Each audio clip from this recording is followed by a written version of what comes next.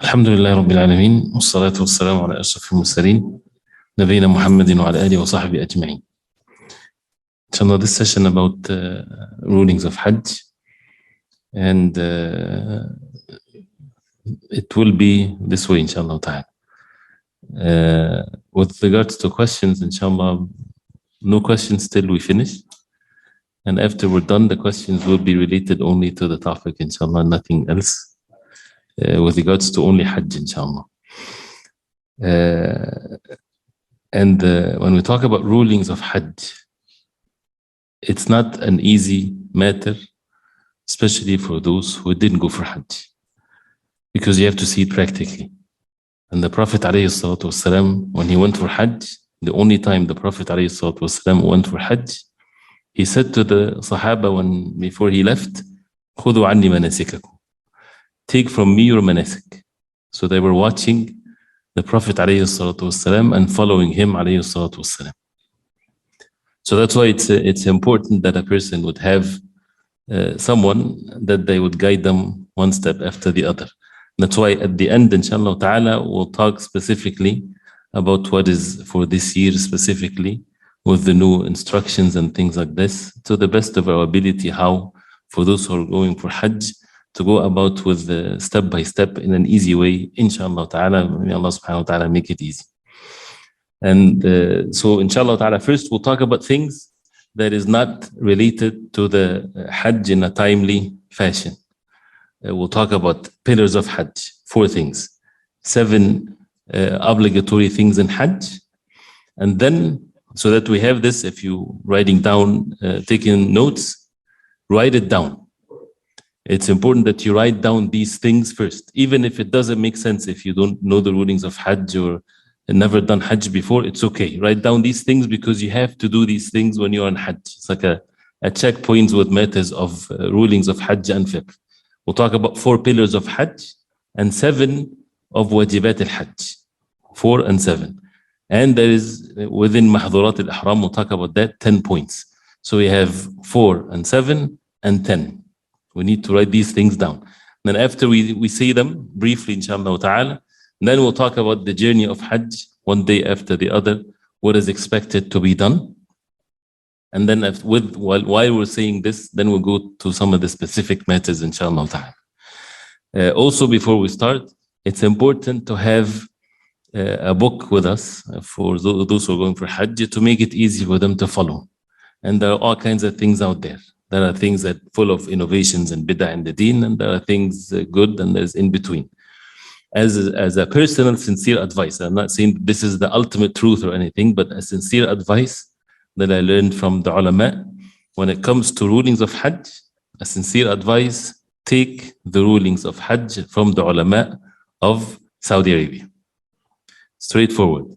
Why? Because of the new things that happened in the past years.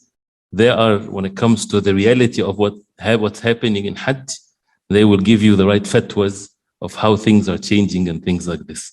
And one of the beautiful books in matters of rulings of Hajj, beautiful. Why? Because it has the rulings and has advices, and it has all kinds of means of tarbiyah in it. But subhanAllah, I didn't see, there is an English translation to it, but I didn't see it as a PDF form. If somebody can find it, mashallah, that'd be great. We can even mention it at the end. The book of Sheikh Ibn Baz, rahimahullah, which is Tashriq wal-Idah. It's called Tashriq wal-Idah. This is the major topic of it in the rulings of Al-Hajj wal-Umrah wa Adab al-Ziyarah. Beautiful book that if we had time, we would go through that book one chapter after the other with even advices that is not necessarily directed to the subject of Al-Hajj. So that we don't take too much time, inshallah. This is going to be not intended to go through the chapter of Hajj from a fiqh perspective in every aspect of it, just the major things. And then at the end, if there's any questions, we can go through that, inshallah. The 4 pillars of Hajj. And again, bear with me, inshallah, with patience. If we jump into the pillars right away without going into what a person expected to hear of Hajj. There are 4 pillars of Hajj. Pillars meaning that if you don't do them, if you don't do any of them, Hajj is not valid. There's no way Hajj can be valid by missing a pillar. you have to do these pillars. These pillars are 4 pillars of Hajj. Al-Ihram, to be in the state of Al-Ihram, to make Tawaf and Sa'i, and the day of Arafah, or Wuquf bi Arafah. Tawaf and Sa'i, you can make them 1 or 2. So this is 4. So Al-Ihram, the Tawaf of Al-Hajj, the Sa'i between Al-Safa and Marwa, and the day of Arafah, or Al-Wuquf bi Arafah. There are details, and this is something that you need to be extremely paying attention to differentiate between the pillars and the wajibat, the obligatory matters of Hajj related to even the pillars. So these are pillars. When we say pillars, it means it has to be done. But there's details to it. As far as the pillars, and it's just for our information, so that if a person misses it, wal-'iyadu billah, would his valid, the Hajj will not be valid. How is that? Al-Ihram, it is not the meaning of Al-Ihram as a pillar. It does not mean the clothing of Al-Ihram. It means the state of the Ihram that the person is in. Al-Ihram means Al-Ihlal bin-Nusuk, to be in that state of which you forbid certain things on you, which is the mahdurat, or what's forbidden in Ihram. To be in Hajj and Umrah, you have to be in that state. It has nothing to do with the clothing only. The clothing comes into the category of the 10 things that you're not supposed to do when you are in Ihram. So for the sake of understanding a pillar, the meaning of a pillar, if someone made Hajj with pants and shirt, but he is in state of Ihram, his Hajj is valid. But he has, if he does that intentionally, it's haram, he is sinful, and he has to do them, this is something else. But we're talking as far as the pillar is concerned. So the pillar meaning that you have to be in state of Al-Ihram. You might fall into some of the forbidden things in Ihram that has an expiation, and it's a sinful thing if a person do it intentionally. But if a person does the things that is forbidden for in the state of Al-Ihram, it does not invalidate the Hajj. So we have to understand this point. It's not saying let's do it. It doesn't invalidate it. A person doesn't have to come back the next year and do it. No, the Hajj would still be valid. And again, with the questions, leave it at the end, inshallah. So, and we'll talk about that the difference between as a pillar or what's in the wajibat of Al-Hajj. So from the pillars of Hajj is to be in the state of Al-Ihram. Since we're still in the Ihram, and when we talk about the mahdurat later on, inshallah ta'ala, and this is also goes into the last part of practicality going through the Hajj. If someone did not did not become into the state of Al-Ihram when he was flying, and he reached Jeddah, and Jeddah is past the miqat, and we'll talk about the mawaqit. And a person was not in the state of Hajj, and he went to Mecca and he did not make the state of Al-Ihram. What should that person do? He has 2 options. Either that he goes out all the way to the miqat, because the mawaqit is something the Prophet ﷺ made it very clear that you cannot pass these mawaqit if you're coming for Umrah or Hajj unless you are in state of Al-Ihram. So either he has to go out in one of these mawaqit and perform the Ihram, and then he gets in. Or he has another choice, and that is to make the state of Al-Ihram in whatever place that he's in, but he has to expiate for the fact that he passed the miqat while breaking the rules of Al-Ihram. Right? So the issue of being in state of Al-Ihram. So if someone, say for example, was in the plane, right? And before the miqat, when they said in the plane, we are approaching the miqat, and he forgot his Ihram clothing, right? Can that person make niyyah of Ihram? Yes, he has to. So he would say, Labbaik Allahumma Umrah, and we'll talk about the different types of nusuk, and everybody should do Umrah first, inshallah. So he would say, Labbaik Allahumma Umrah, and he's wearing his normal clothing, not wearing Ihram, because he forgot to purchase Ihram, right? He would say, Labbaik Allahumma Umrah, he's in state of Ihram, and when he goes to Jeddah or he arrives, whatever, and then he gets the clothing of Al-Ihram and he wears it, right? He has to expiate. He has to make fidya, and he has the choice of 3 things. Or if he doesn't want to make the fidya, he goes out to the miqat. But if he forget to even say Labbaik Allahumma Umrah, or he think that since I don't have the clothing of Al-Ihram, so how can I make Ihram? So he doesn't say anything, right? And he reaches Jeddah in this case, that means this is something that is not permissible. If he continues, say for example, to do that, the Hajj is not valid. He has to be in the state of Al-Ihram. And we'll talk about that also, inshallah ta'ala. So, but keep it as a pillar. You have to be in the state of al-ihram. And you have to make the Tawaf of Hajj. And the Tawaf of Hajj, fiqh-wise or ruling-wise, the time of it starts in the midnight of the night of the Eid, the night of the 10th. If a person does it before that, it's not valid. If a person does it before the Fajr of the 10th of the Hijjah, it's fine as long as it starts from the midnight of that day. We're not talking about the best time to do it. We're talking about what is required. If a person doesn't do it, the Hajj is not valid. Is there an end time to it? No, there's no end time for the Tawaf and the Sa'i as long as it's done. So there's Tawaf and Sa'i. And the Sa'i between the Safa and the Marwa. And Al-Wuquf bi-Arafah. Al-Wuquf bi-Arafah meaning that a person will be present in the valley of Arafah. There's a beginning time to it and there's an end time to it. When we say pillar, and I hope that you pay attention to this point, the meaning of pillar, the pillar part of Al-Wuquf bi-Arafah is that you have to stand in Arafah any time from the Dhuhr time of the day of Arafah, which is the 9th, and you have all the way to the Fajr of the 10th. When everybody is in Muzdalifah, you still have a chance to make it for Arafah.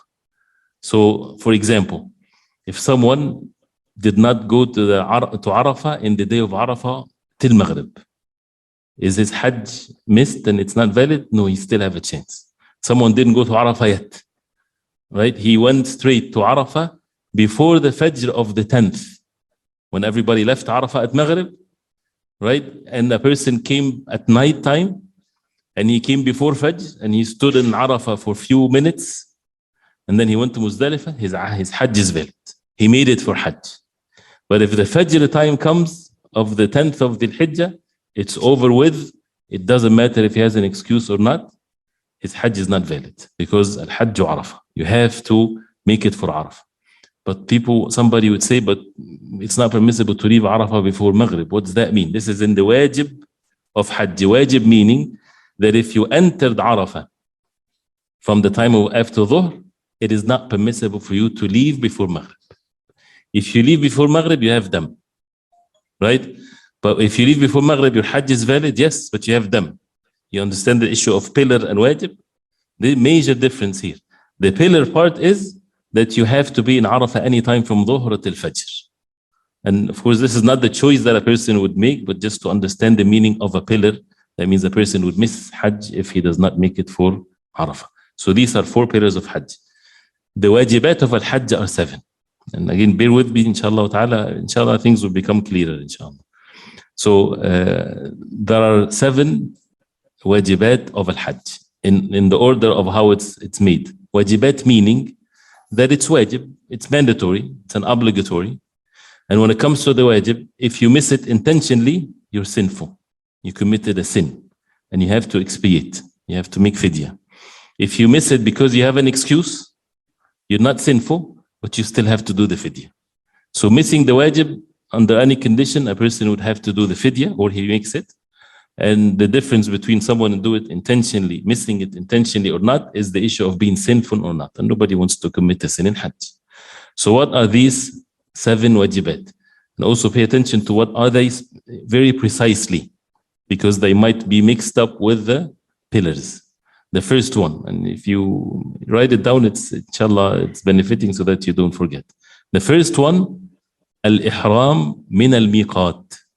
Not al-ihram in general. Al-ihram in general is a pillar. Wajib of al-Hajj number 1 is to make ihram from the miqat. Right, as we don't want to repeat what happened or what we said before. So it's a wajib, it's a mandatory thing that you make ihram from the miqat. So you don't pass the miqat unless you are in ihram. And the mawaqit are clearly stated in the hadith of the Prophet ﷺ, and we're not into this session going to go through details of evidences and so on. But just for people, for example, coming from America, their miqat is Al-Juhfa, which is called Rabiq, which is 180 kilometers away from Mecca. So, and the arriving point for people, if they're going through Jeddah is past the miqat. So you have to do it in the air, in the plane. So, and if you're coming from Medina, this is different. The longest time from Al-Miqat to Mecca is the Miqat of the people of Al-Medina. This is the longest distance because it's right outside of Al-Medina. So the entire journey, the person will be in state of ihram. But going to Jeddah passes the miqat, so you have to do it in the air or in the plane. So you have to make ihram from the miqat. This is a wajib. Meaning what? Meaning if a person passes the miqat and he does not make ihram, what does that mean by making ihram? Again, ihram is not to put the clothing of al-ihram. This is one of the mandatory things in ihram. But ihram means that you say labbaik Allahumma umrah or labbaik Allahumma hajj. This is ihram, right? So you have to do this by the miqat. If a person passes the miqat and didn't make ihram, he can go back again when he lands and go outside and make the ihram and come back. And to go back, it's not Masjid Aisha as people think. No, you have to go back from the mawaqid that the Prophet ﷺ made it very clear. So al-ihram min al-miqat is the first wajib. The second one, in order of time-wise, is al-wuquf bi-Arafah till Maghrib for those who entered Arafah during the day. So if you entered Arafah and the time of Arafah starts from Dhuhr of the 9th of the Hajj. This is the time where the actions of Arafah starts, where all the virtues of the hadith and the forgiveness of the sins and so on. The Prophet ﷺ entered Arafah after he prayed Dhuhr and Asr together, right? And the khutbah is given, and then afterwards he entered Arafah. Of course, if people enter Arafah before that, or the buses, they took them the night before, there is no harm. It's not haram or anything. This is not the best scenario for a person, but if it happened that way, that's fine. But the day of Arafah or the actions of Arafah starts at Dhuhr time of the 9th of the Hajj. And we'll talk about 8th and 9th and 10th and so on. So if a person enters Arafah after Dhuhr, it is not permissible for anyone to leave Arafah till Maghrib.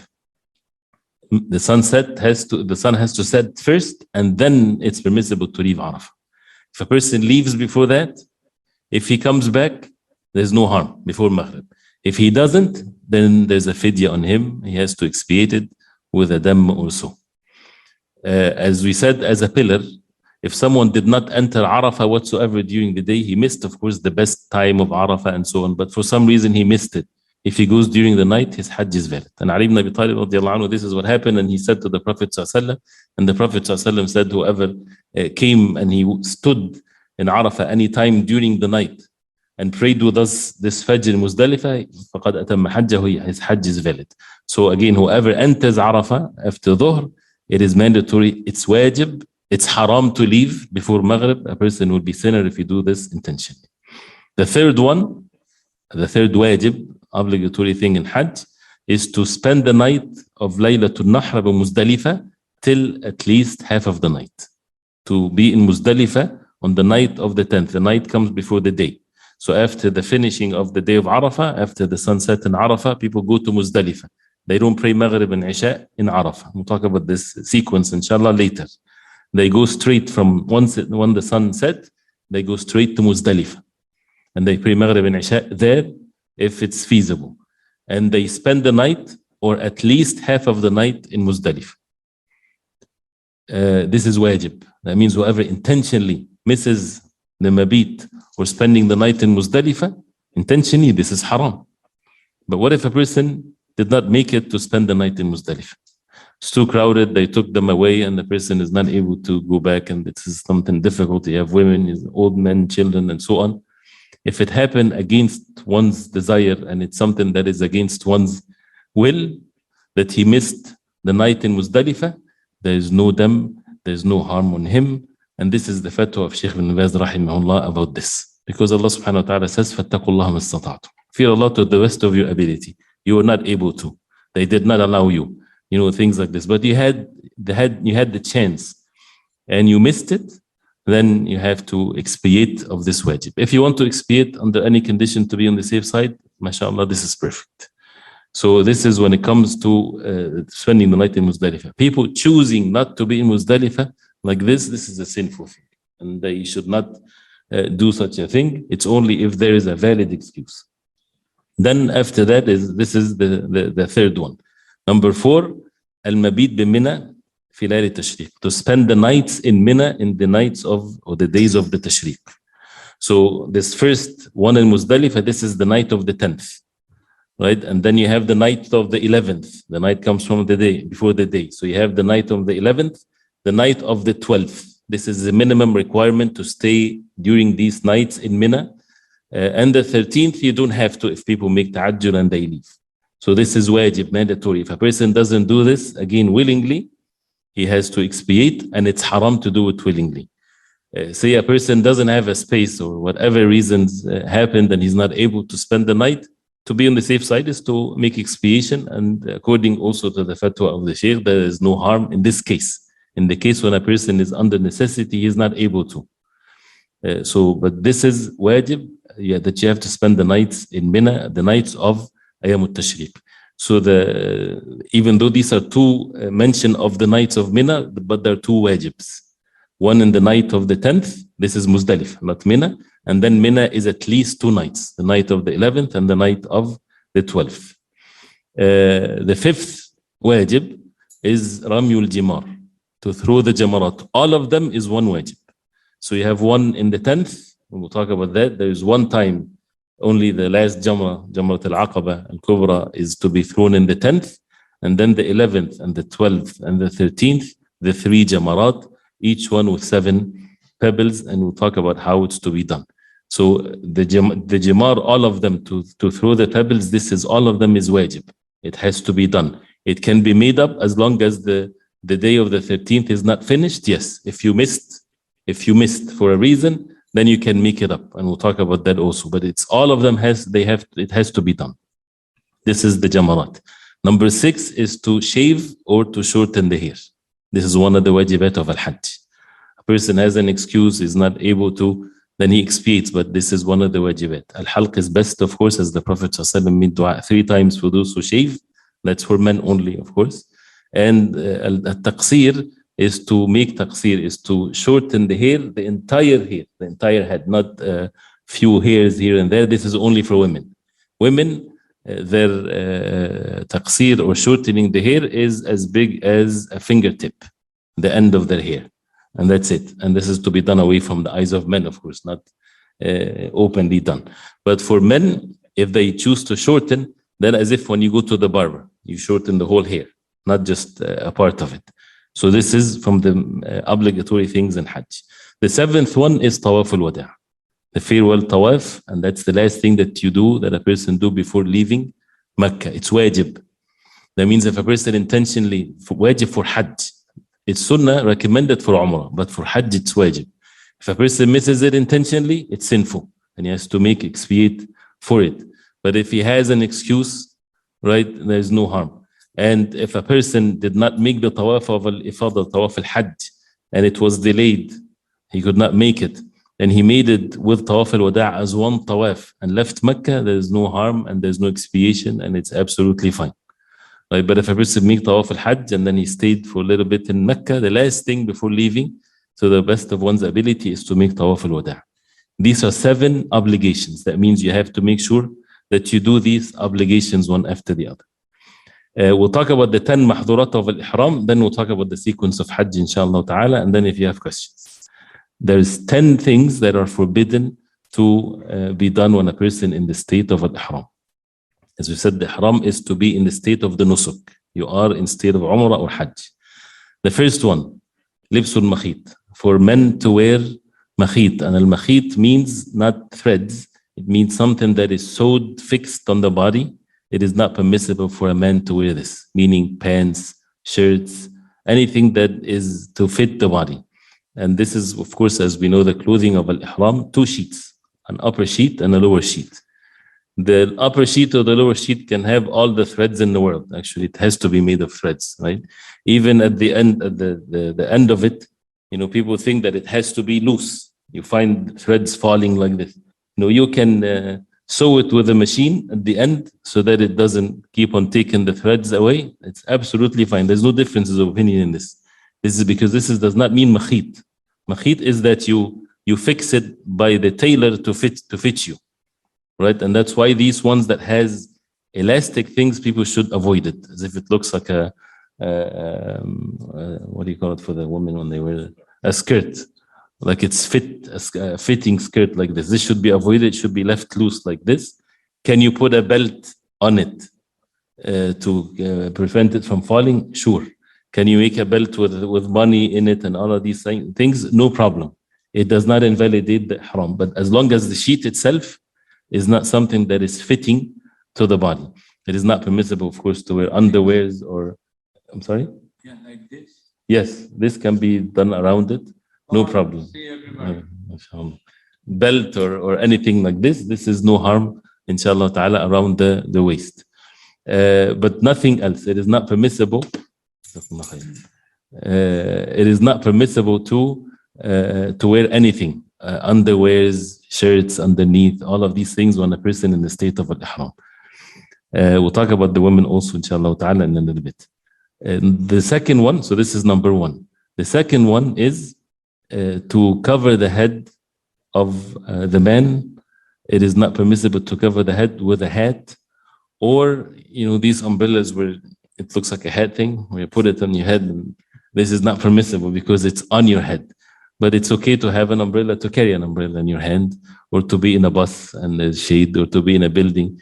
All of this is permissible. It's about putting or having a hat on. This is not permissible for men. For women, their ihram is in two places only: the face and the hands, the palm.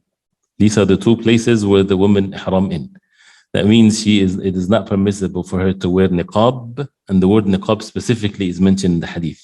It does not say it's not permissible for women to cover their face. No, it's not permissible for them to wear niqab on their face.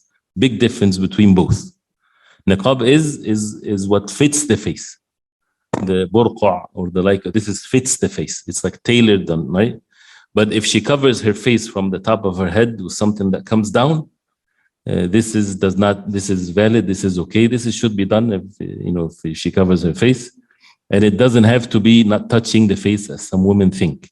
They would wear a hat or something to make this bisha or this piece of cloth that comes from the top does not touch their face. There's no evidence of this. It can touch the face, no problem.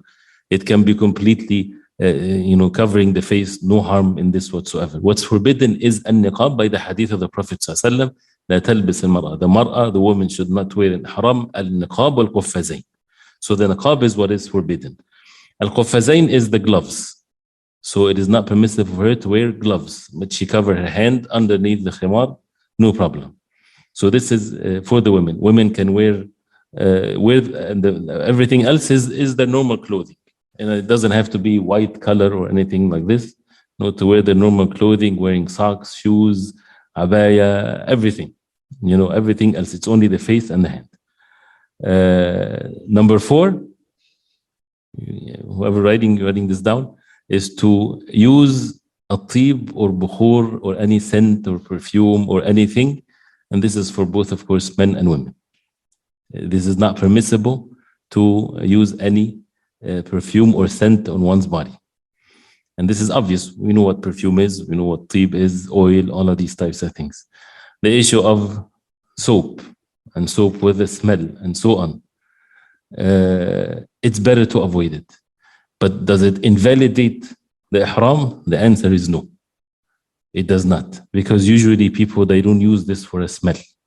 You're cleaning yourself. So when people, it has a smell, now I have to make fidya. There's no fidya. It's better to avoid it, yes. This is the fatwa of the ulama upon this. And what is forbidden is a tib. Because some people, they went into the extreme of eating things that smells good. There's no such an evidence of this. So if you use toothpaste, it's okay. If you eat mint, it's okay. Even if the whole room smells what you're eating, it's not about the smell that comes from you, it's about the tib and the bukhur, something to do with the luxurious life. That's the wisdom behind the Hajj. We're not talking about actually the maqasid and the objectives of Hajj. This is a beautiful subject because we're talking about the rulings, because there's so many rulings like this, and everything has its wisdom behind it. And the thing that there is a common wisdom behind all of this is to really witness in your heart that you are nothing but a slave of Allah. Do this, yes, sami'na wa ata'na. This is how it is. We listen and we obey. To humble oneself to Allah subhanahu wa ta'ala, and to stay away from the things that takes us away from being humble, and to have this khushu' in the heart that everybody's the same, everybody's equal.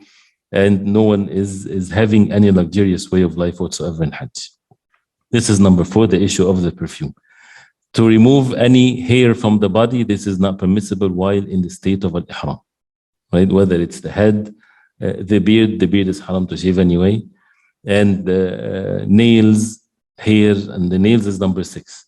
So to remove any of these things, if a person does it intentionally without an excuse, it's haram. It's a sinful act while in ihram, and he has to do fidya.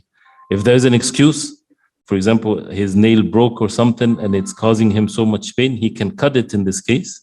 No sin, but he has to do the fidya and to be away from the differences of opinion. So removing any hair, removing any nails or anything like this. Number 7 is to kill an animal for food, hunt the side. This is not permissible. And it's not permissible to even eat from something that has been hunted for you. You cannot point, like people when they're traveling, for example, you point to someone that is not in ihram. You have a person that is not in state of ihram, tell them, listen, there's a deer right there, go get it. It's haram for you to do that. It's haram for you to eat it if that's the case.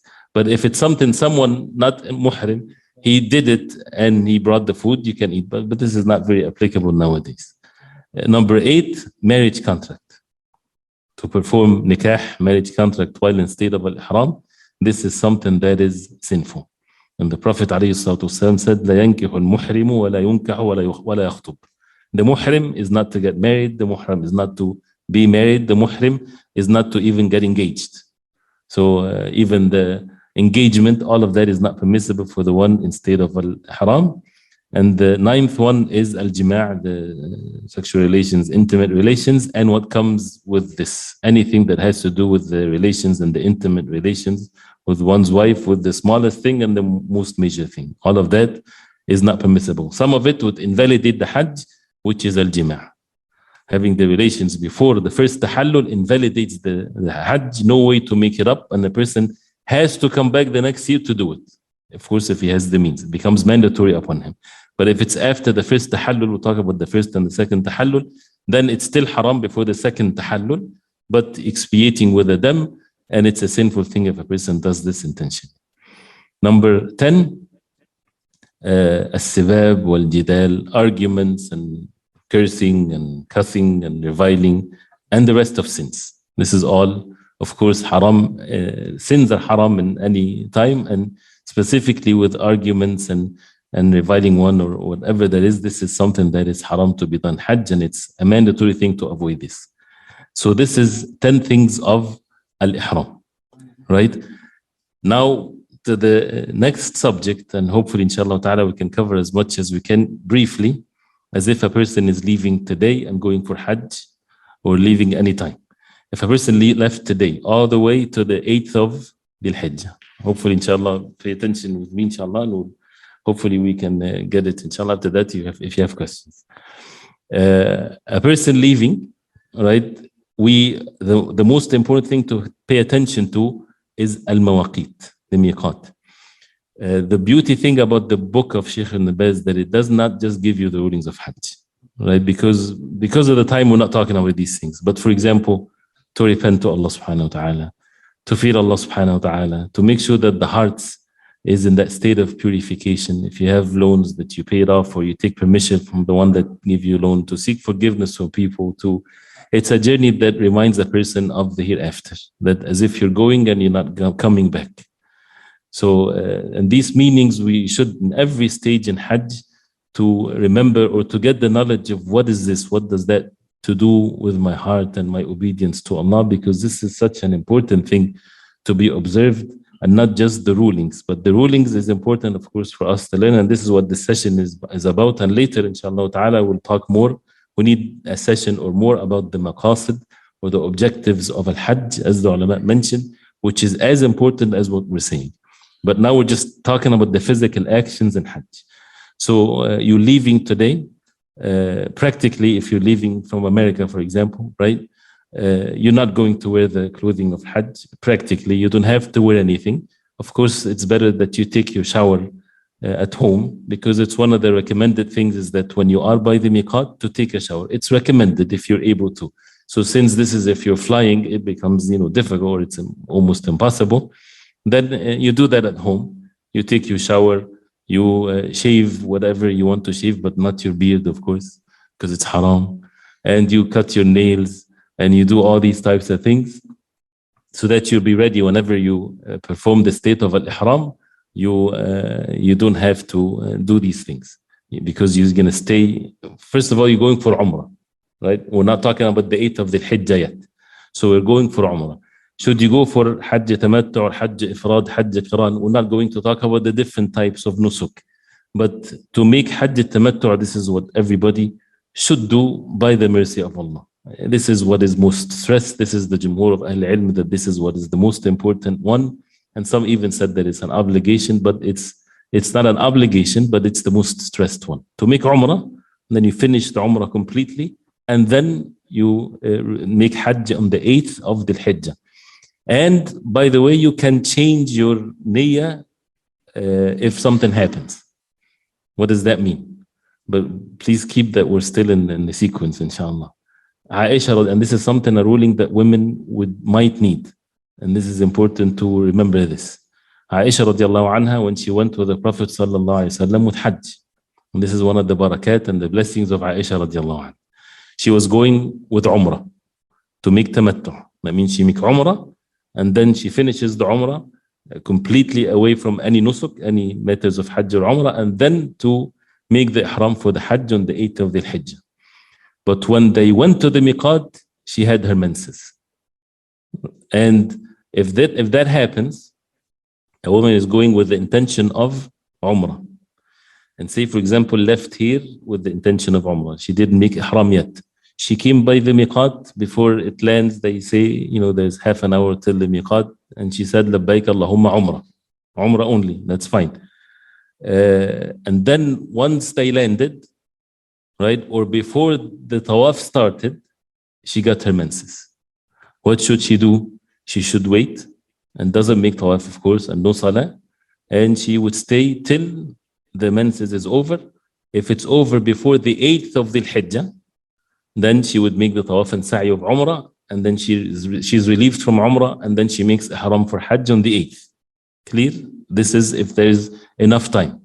What if there's no time? The menses came on the 6th of the Hijjah. When she was going on the 6th of the Hijjah, and she wouldn't have enough time to be purified before she would make Hajj. And she made intentions for Umrah only. In that case, she would change her niyyah of al-Umrah to make it Umrah and Hajj together. So she would say, Labbaik Allahumma Hajj wa Umrah. So she becomes, instead of, she's making Hajj Qiran.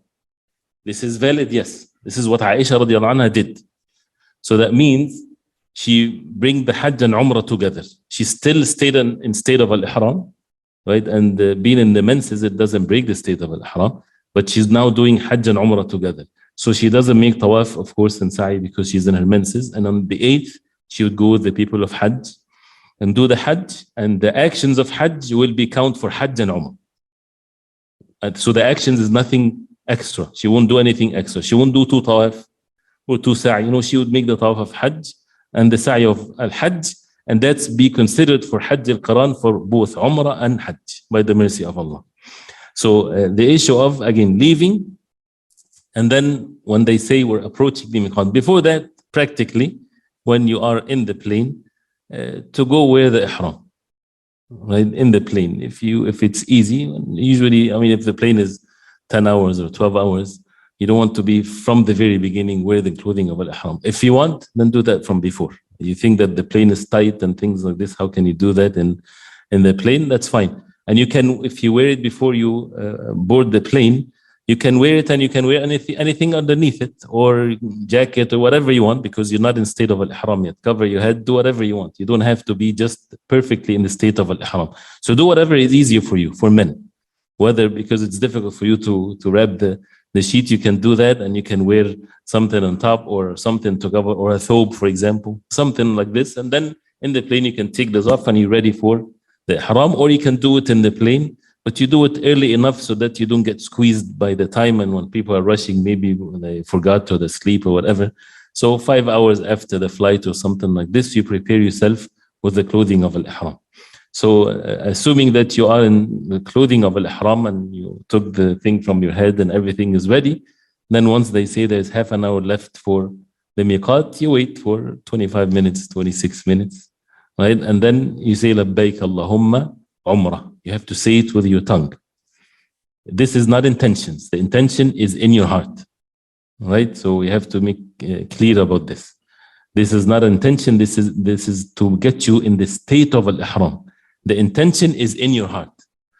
You might be making Hajj or you are making Umrah on someone's behalf. That's fine. Umrah badal or Hajj badal. Do you have to say the name of the person? You don't have to say the name of the person. But if you say the name of the person, sure, mashallah, this is good.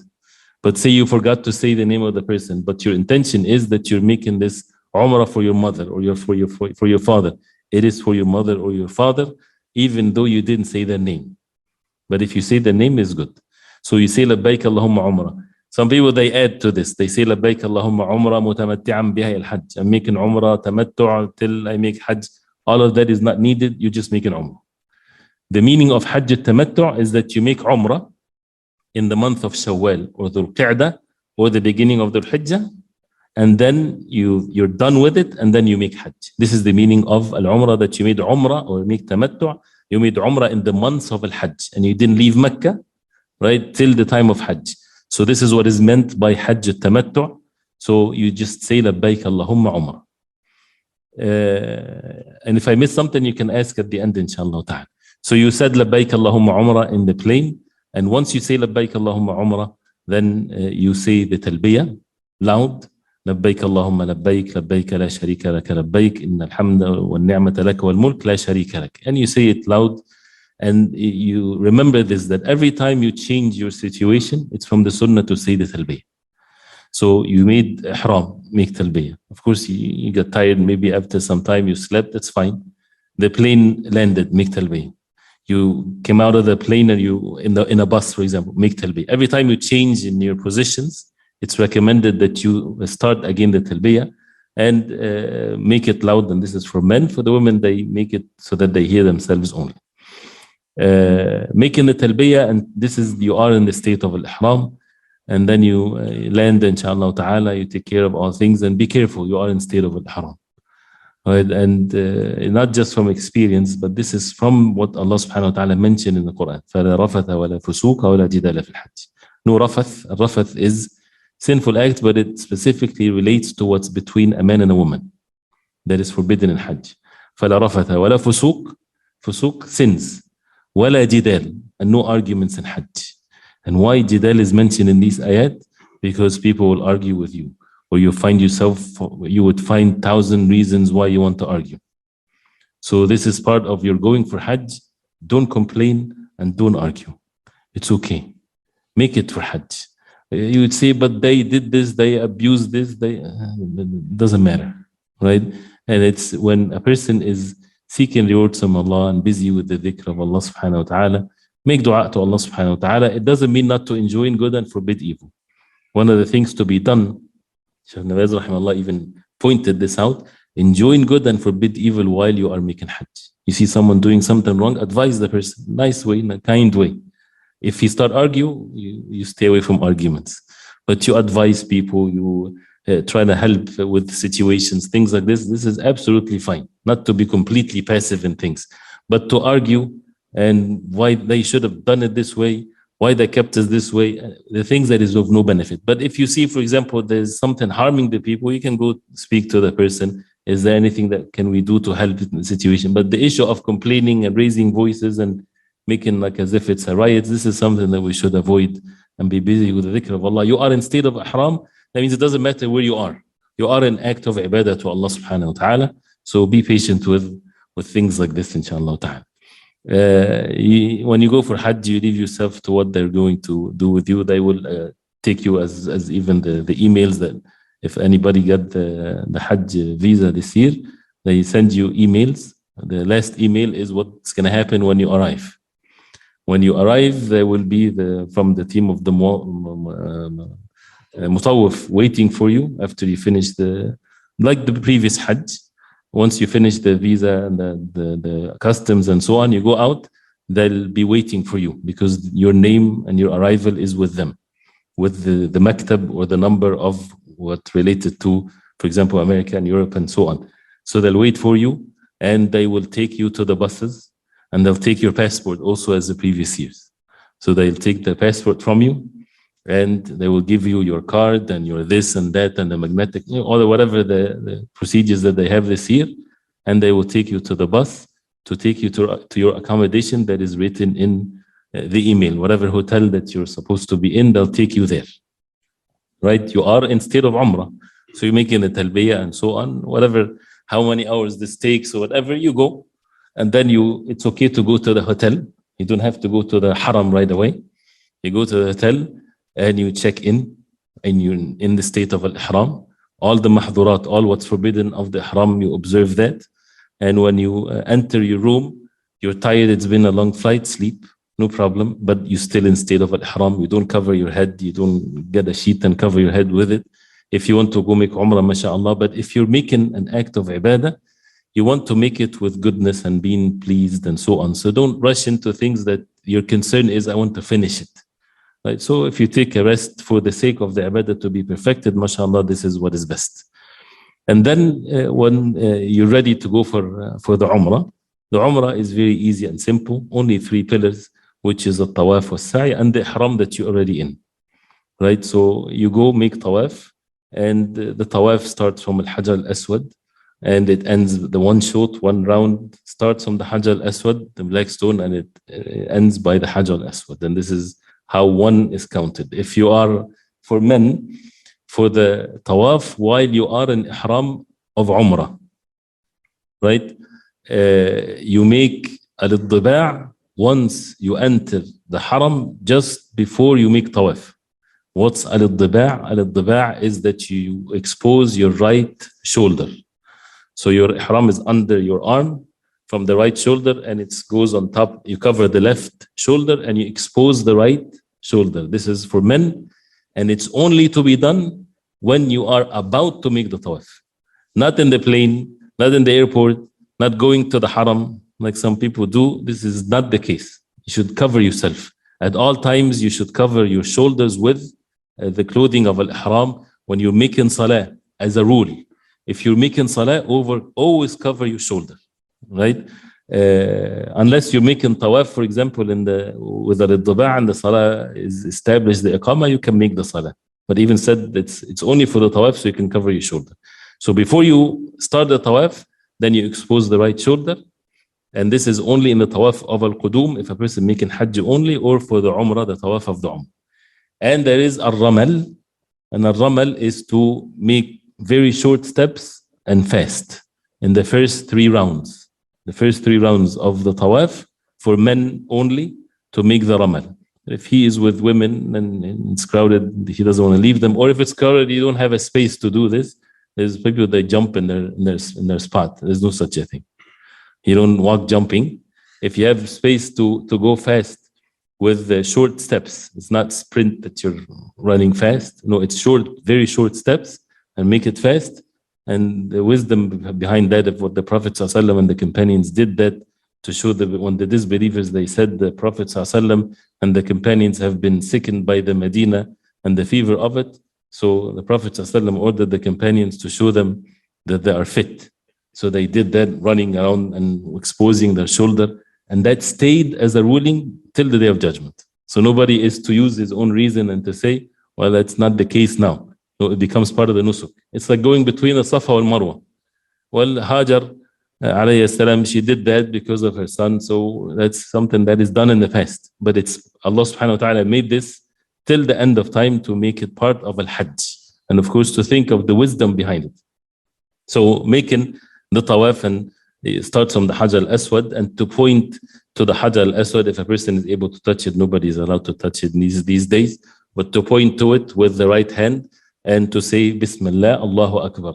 No stopping, no turning, no whatever. Just when you're walking, you look at it and you point at it. It doesn't have to be right by the green light. It's just a guide for a person to see where's the black stone. But once you see it, when you come bimuhadati, once you become right next to it, not exactly perfectly, right? And you should not pass it.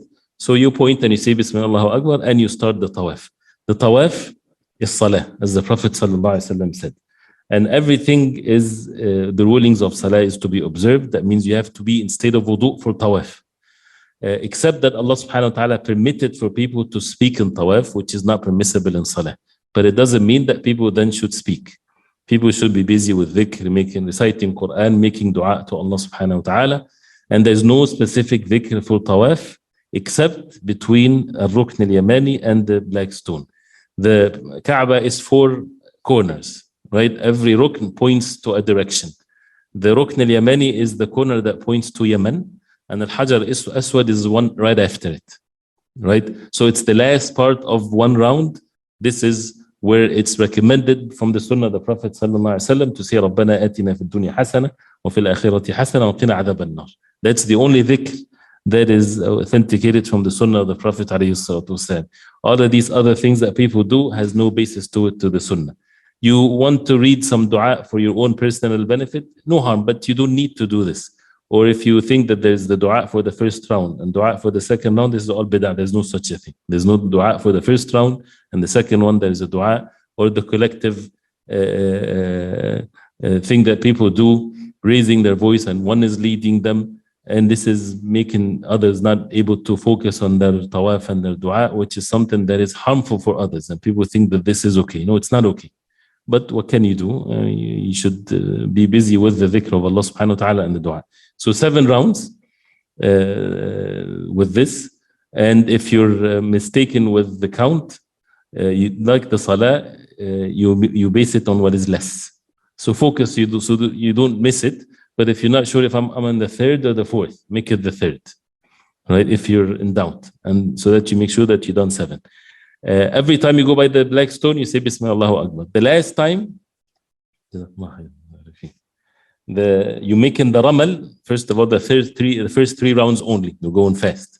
And then the dubai is showing your right shoulder. The last round, when you're done and you come to the Hajj al-Aswad, you don't say Bismillah Allahu Akbar in that last one. You don't do it yet, as far as what's recommended. If you do, it does not invalidate the tawaf or anything, but what is recommended from the sunnah, that once you reach there, you just leave. You leave, you pray the 2 rak'ah, and it's perfect if it's behind Maqam Ibrahim, but of course you don't, and they will push you away from it because tawaf is a priority. So, and this is a rule in the Kaaba. This is the only place that people can make tawaf. And people don't understand this, and sometimes they would fight with the police or whatever there is, because I want to pray here, I have to pray here. Tawaf is a priority as a rule. The same thing when people are waiting for Salah, by the way. This is something that we need to have that understanding. If you are waiting for Salah, you want to be as close as you are to the Kaaba. But if people making Tawaf, the priority is for the Tawaf, because they cannot make Tawaf any other place. So that's why when people are moved away from the way of those who are making Tawaf, yes, this is a right that has to be observed, because they have more rights. And that's why, as the Shaykh like Sheikh Uthaymeen, for example, rahimahullah, he said, if a person is making salah right there in the path of the people making tawaf, there is no honor for him. You don't honor him that he's making salah, let's stop, and this, as if he doesn't exist. And if people remove him even, there's no harm in this whatsoever, because he can harm people. So pray in whatever easy place for a person to pray the 2 rak'ah. So he prays the 2 rak'ah, it's sunnah, 2 rak'ah after the tawaf. You recite in the first rak'ah after the Fatiha, قُلْ يَا أَيُّهَا الْكَافِرُونَ, and in the second rak'ah, قُلْ اللَّهُ أَحَدٌ. And then after you finish in a short rak'ah, light 2 rak'ah, then if you have the ability, you go back and point to the Hajar al-Aswad and say Bismillah Allahu Akbar, and then you leave. If you know that it's crowded, then say when you're done Bismillah Allahu Akbar and go pray your 2 rak'ah and then leave. If you forget to do that after the 2 rak'ah, that's fine. So you finish the tawaf, you go to the sa'i, you start from Safa, you end by the Marwa, this is 1 round. You go 7 times from Safa to the Marwa, that's 1. From the Marwa to the Safa, that's 2. 3, 4, 5, 6, 7. So you started in a Safa, you end the 7th in Al-Marwa. And there's specific dua to be said when you're going to the Safa. You face the Qibla and you say it, and you repeat the dhikr 3 times. And in between, every time you make dua. And do as much as you can with the Prophet ﷺ used to make long dua You want to make any dua, that's fine, but don't miss these times of dua. And that's why when you rest, so that you have the ability to make dua and people rush it and things like this, try your best. And you go between the Safa and the Marwa in the normal pace, except when it's the green lights, and this is when the Sahl al-Wadi, the lowest part of the valley, when Hajar, she ran, so you run in this. And the Prophet ﷺ, he did it so fast that his knees showed, alayhi salatu wasalam, from if you have the ability, of course. And this is for men and not for women. And if he leaves his wife and he got lost, this is not something good, but to do the best of one's ability, inshallah. So there's no specific dhikr between the Safa and Marwa. You can read Quran, make dua, things like this. And then after you're done, every time you make dua. In the Safa you make dua, in Marwa you make dua. There's a specific dhikr to be said. And then after you finish the 7th time, there's no dua in the 7th. Once you reach al-Marwa at the end, you don't make dua there, you're finished. So what is left is that you shave your head or you shorten your hair. If you're there close to Hajj, close to the 8th of the Hijjah, then it's better to shorten the hair in this case, so that you leave the shaving for the Hajj. So, but if you early and your hair will grow, then shave, no problem. And this is only for men. You shorten your hair in this case, you're done with the Umrah. That means you take your clothes off Haram and everything becomes normal again. Nothing, no mahdurat, nothing is forbidden whatsoever. And the person enjoys the presence in Mecca to stay there till the 8th, making Salah in Haram and making sure that the person you're there, make Salah unless the person is sick or something. And don't be like this person that when he went to the Haram for Hajj and he finished the Umrah, and then every time for the Salah, let's go Hajji to the Salah, he goes to the Salah and come back. Next Salah, let's go to the Salah, it's too hot. And then after some time he said, I'm coming to make Hajj, I'm not coming to make Salah. Right? So it's a funny thing. They're supposed to laugh. But this is really, you would hear this from some people, No, you're coming for Salah and Hajj. Right? So it's to do these acts of ibadah, of course. And then the 8th of the Hijjah. The 8th of the Hijjah, this is when the Hajj starts. This is called Yamuthar. We're not talking about the objectives, just talking about the physical actions, inshallah. The 8th of the Hijjah, you make your ihram from your hotel, from your place in Mecca, and you don't have to go any place, just from the spot that you're in. Some people think it's from this place is more holy, from the masjid, from this. No, from your spot, as the Prophet ﷺ did. And you put your ihram clothing, you shave, not the beard, of course, because this is haram, and you cut your nails, you do whatever is needed, because now you're going to stay in ihram for the 8th and the 9th and the 10th. So for 3 days, you will be in state of ihram. So you take care of that, and then from the hotel, from your room, before you leave, you say, Labbaik Allahumma Hajj. This is when you say the talbiyah of al-Hajj. And this is the 8th.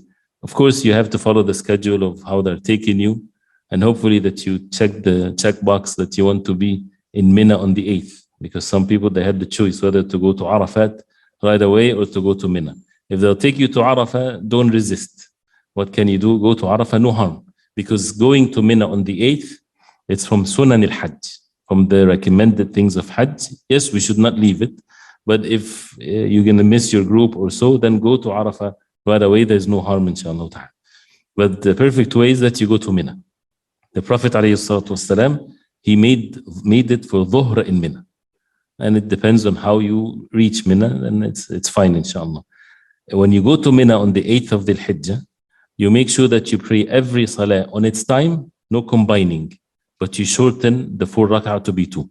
So Dhuhr is to be prayed 2, and Asr 2, Maghrib 3, of course, and Isha 2.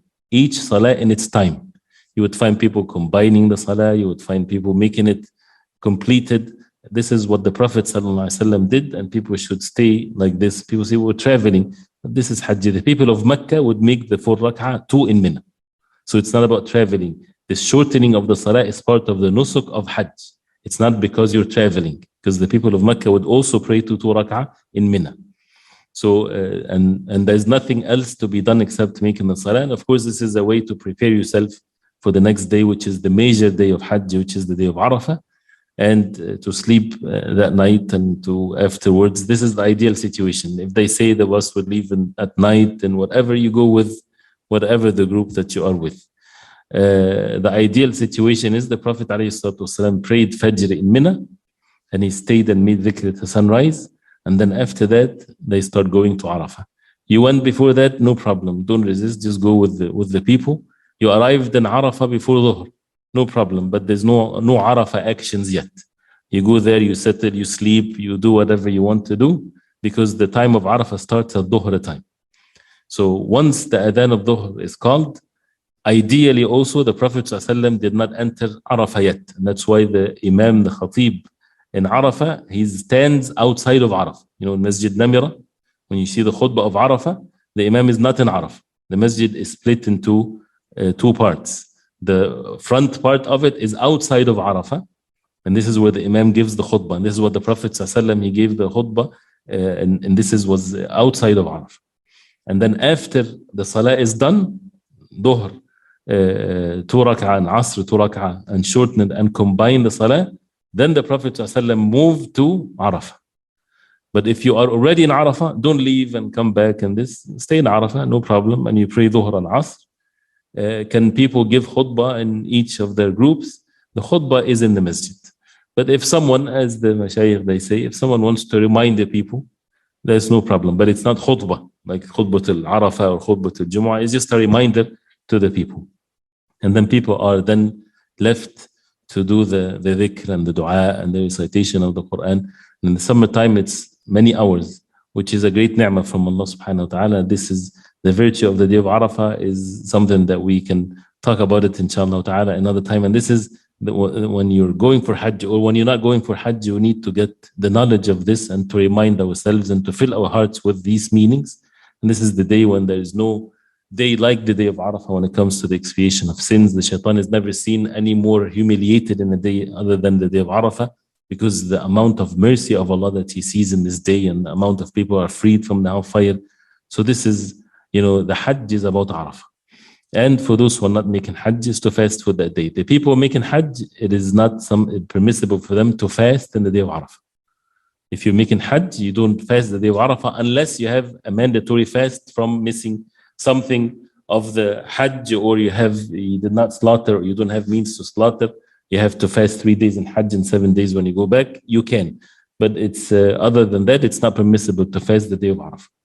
The day of Arafah, once the Maghrib sunset, no Salatul Maghrib in Arafah. And this is also part of the submission to Allah. You're always used to, once the Maghrib sunset, you have to pray. No prayer there. Right? You sunset, then you start leaving from Arafah to Muzdalifah. Of course, you'll wait till your bus and things like this. Be patient. Don't pray. Don't rush to pray Maghrib and Isha. Wait till you reach Muzdalifah. And when you reach Muzdalifah, then you combine Maghrib and Isha together with one adhan and 2 iqamah. And this can be done in groups, no problem, because Muzdalifah is just open area. There's no tents, there's no places. They might just put carpet on the ground, and that's it. And they get you down in your camp, in your place. Every group of people, they make salah. And the Prophet ﷺ prayed Maghrib and Isha, and he slept right away. And that's why there's differences of opinions among the ulama. Did the Prophet ﷺ pray witr or not?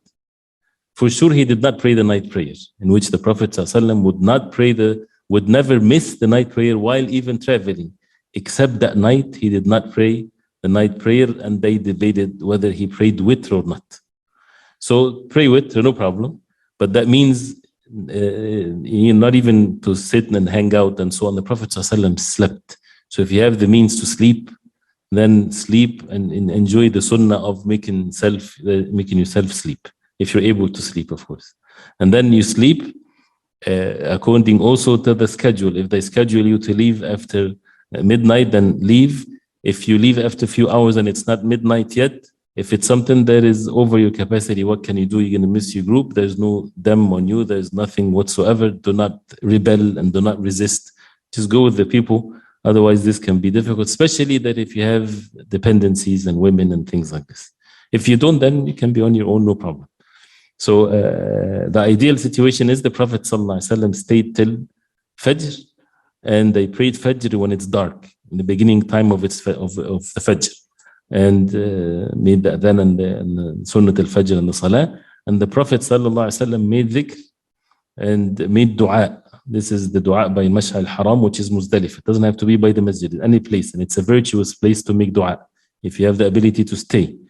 And the Prophet ﷺ started leaving before sunrise, different than the 8th of the 9th of Dhul Hijjah. In Minna, the Prophet ﷺ stayed in Minna till after sunrise and then he left.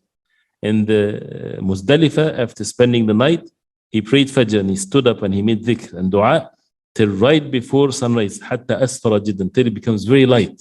But the sun didn't rise yet. Then he started leaving from Muzdalifah to Minna. But again, this is the ideal situation. If they move you in any time, you go with them. Now here with Muzdalifah, there are two scenarios. Either you're going to leave in the middle of the night. They'll take you, whatever they'll take you to, go with them. Right? Practically. Because now from the night of Muzdalifah, the middle of the night, or from after Fajr, there are 4 things that needs to be done on that day. The perfect order of it is as follows. The first one is to throw the Jamrah, the major Jamrah in Minna, which is the closest one to the Kaaba. And nowadays you can see the tower, right? So the closest one to the tower, this is the only one that you're going to throw the 7 pebbles in it. This is one thing to be done on the 10th of Dhul Hijjah. Slaughtering was done afterwards by the Prophet ﷺ, and you don't have to do the slaughtering on that day, but this is what the Prophet ﷺ in that order. And then the third one, shaving, and then the Tawaf and Sa'i in Mecca, and then come back. These 4 actions, it's ideally perfectly to be done on the 10th of Dhul Hijjah. If you take away the slaughtering, put the slaughtering aside, right? Because most people, they won't see the slaughter themselves. And the Prophet ﷺ, even though he slaughtered, it's not part of the tahallul when it comes to slaughtering. Meaning, what's left from the 3 without the slaughtering? You have the Jamrah, 1 Jamrah to be thrown, and you have shaving or shortening, and you have the Tawaf and Sa'i, right? This is the perfect order, like this. The Prophet ﷺ, nothing in that day that he was asked, ﷺ, people came to the Prophet ﷺ, I shaved before I threw the Jamrah. The Prophet ﷺ would say what? If'al wala haraj. Do and there's no harm. Someone said, I made tawaf before throwing. If'al wala haraj. Do and there's no harm. And the hadith even says, Lam yus'al an shay. The Prophet ﷺ was never asked on that day about making one before the other, unless he said, If'al wala haraj. Do and there's no harm. So that means it's up to you to do what order you want. The perfect order, of course, is what the Prophet ﷺ did.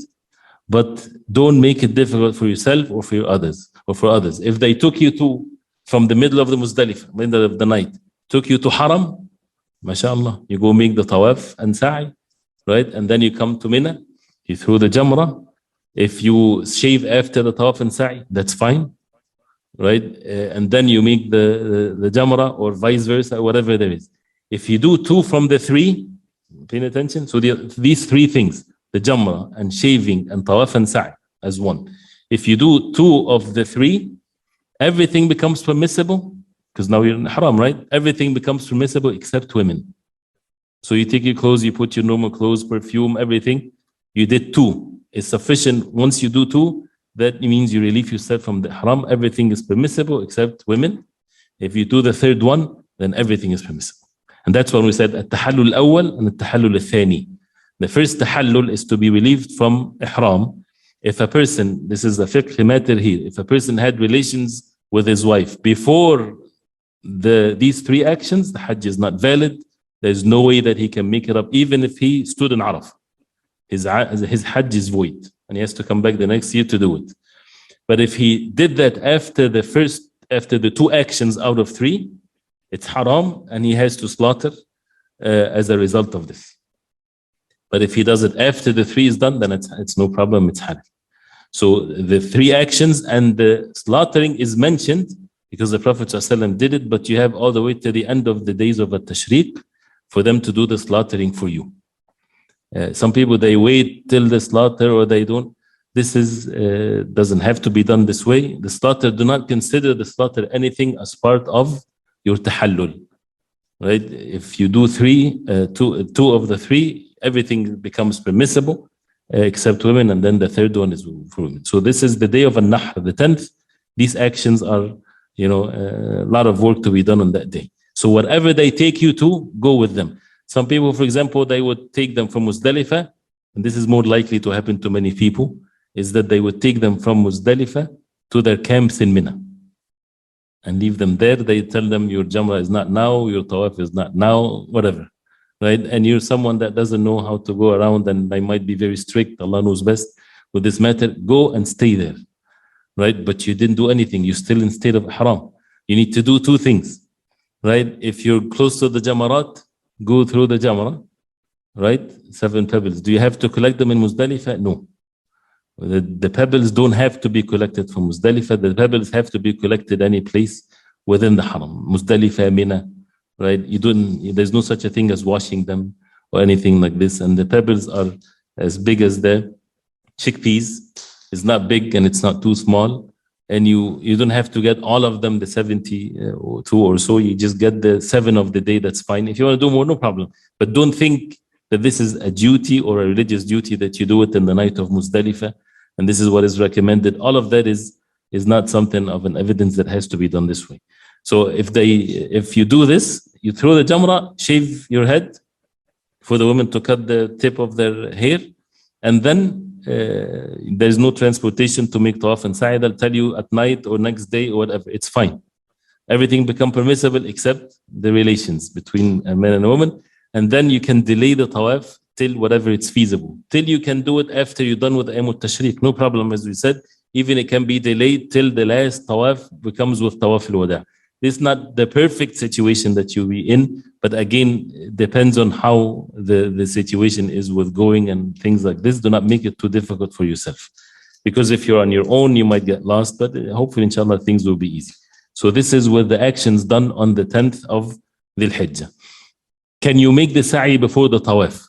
Ideally and normally, and to be away from this differences of opinions, is that no, the sa'i comes after the tawaf. Right? Is always tawaf first and then sa'i.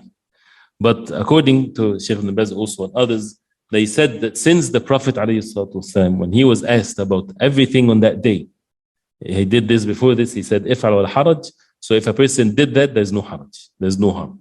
But to be away from the differences of opinions is to, again, if a person wants to make the tawaf, he makes the sa'i afterwards. A person if makes tawaf and he's not able to make sa'i, you can make the sa'i later. It's best to do it right after one another. For tawaf, you have to be in wudu. Sa'i, you don't have to be in wudu. But also, if the tawaf is extremely crowded and a person broke his wudu, if he goes out and makes wudu, he has to start the tawaf from the beginning. But if he's not able to and it's going to be impossible, then this is where also the fatwa of the ulama that you can continue and there's no harm. Allah knows best. So this is with the 4 actions in the 10th of the Hijjah. You finish them or you didn't finish all of them, but assuming that you did 2, if you didn't do 2, you're still in state of haram. You did 2, then you go back to Minna because you have to spend the night in Minna. And spending the night means at least half of the night you are in Minna. Right? And you should not go anywhere. And this is where it's going to be maybe tempting to some, or others will say, we have a hotel, 5-star hotel right in front of the Haram, and it's there for you, waiting for you. Why don't you just spend some few hours in Minna and go spend the rest of the day or the night in the Haram? If you want to have rewards from Allah subhanahu wa ta'ala more, stay in Minna. Right? Don't go anywhere. You can use this is as a practical thing. You can use the rooms in the hotels when you're going to make tawaf. So this can be a place where, for example, you're going for Minna, you go to the hotel first before you make the tawaf, which is perfect. But if you have to do one, you have to do, if you did 2, right? If you threw the Jamrah and you shaved, you go to the hotel, you take your shower, and you put your nice clothes on, and then you go make tawaf. And then you go from there to Minna. So to use it, as long as you made 2 things, then you can relieve yourself from al-ihram. And then you go back to stay the night in Minna, and then you have the 11th and the 12th, at least. If you make ta'ajjul, you leave before Maghrib. If you don't, you stay for the 13th day, and it's better to stay, as Allah subhanahu wa ta'ala says, لِمَنِ اتَّقَى. And the only thing to be done now in Minna is only the jamarat from Dhuhr time, and you have it, whatever time is easy for you, but it starts at Dhuhr. One of the things that is kind of people always talk about it recently in the past few years, which is when they say the Jamarat at any time because it's 24 hours. It is true and false at the same time. The time for the Jamarat of the day that you're in starts at Zawal at Dhuhr time. Right? There's exceptions of this and that, but make sure that you make it starts at Dhuhr time. So the 11th, not the 10th. The 10th, when does the Jamarat starts on the 10th? Midnight. But the 11th, right now you spend the night in Minna, the 11th. The time for the Jamarat starts at Dhuhr time. And the Prophet, what he did is that he went to the Jamra and he was waiting for the Zawal, waiting. And that's an evidence that it's not permissible before that. He threw the Jamarat and then he prayed Dhuhr. This is ideal. So if you are in a place where you can go early, right, and there's not scheduled, then they close the camps and things like this, then you go before Dhuhr, you reach there right before the Adhan, but make sure that you ride by the Adhan because they don't stop people. You throw the Jamarat and then you make the Salatul Dhuhr when you return back to your camp. If not, no problem to delay it, but don't do it earlier. And the meaning of 24 hours, it's okay if it starts from Dhuhr. So if you didn't do it for Dhuhr, you can do it Asr, Maghrib, nighttime. You have all the way to the next day to do it, no problem. But you start that one from the Dhuhr. The second day comes and you didn't do the previous one. There's no dam or anything. You just have to do 2. You don't have to go 3 and then come back, 3 and come back. You can do each one 2. Of course, this is not the ideal situation, right? But if it happened to someone, then there's no dam or anything, but you have to make them. People can, have someone else to do it on their behalf. No, unless a person is not able to. But to do it like luxuriously, like that, no. For example, if a woman or an older person, they have the choice. Dhuhr time it's very hot, it's far away, but they can do it at night time, and it's easy for them. Then they should do it that way, and they should not have it to be done by someone else. So after the 3 days of Tashriq, which is the days of dhikr and eating and drinking and not ghafla and not backbiting and things like this, after 2 days people can leave, make ta'ajjul, as Allah subhanahu wa ta'ala says in the Quran, فَمَنْ تَعَجَّلَ فِي يَوْمَيْنِ فَلَا إِثْمَ عَلَيْهِ. Whoever leaves after the 12th, no sin for them. Whoever stays for the 13th, no sin for them. But you stay longer. And you have the choice between staying for a 13th day or you go to pray in the Haram, stay for the 13th if you're looking for rewards. But if you want to leave, no sin. Nobody should say to anyone, brother, fear Allah, why don't you? No, it's Allah said, فَلَا إِثْمَ عَلَيْهِ, no sin for him. But it's something that if you stay longer, you become more of the nusuk, you get more rewards. Then you go back after the 13th or after the 12th, everything is done. If a person did make Tawaf, then he still have to make Tawaf and Sa'i because the 4 things are not done yet. And what is left is Tawaf al-Wada' before he leaves or before she leaves Mecca. And that's basically it for the Hajj. Again, we didn't talk about the maqasid and the things for us to make sure that our hearts is purified with this. The things that might be with evidences and things like that. We didn't talk about all the details of the mawaqit and things like that, but this is just brief so that we don't take too much of your time. And now if you have any questions, go ahead, and if you can bring that the book of Sheikh Ibn Baz, and as I said, sincere advice. Hopefully we can find the one in English, inshallah. The book by Sheikh Ibn Baz is to be followed, and beware of the books of the people of bid'ah, innovations, and making all kinds of things that is not according to the deen of Allah. And if you want to take a rukhsa, you don't take a rukhsa from anyone. If you want to take a rukhsa is a break, right? In any matter, take it from the one that has so much knowledge and so much fear of Allah. Because anybody can say, oh, it's okay, you can leave this, you can leave that. And it's something that we have to make sure that we do it from the people of knowledge. May Allah subhanahu wa ta'ala make it easy, inshallah. So I'll stop here, inshallah.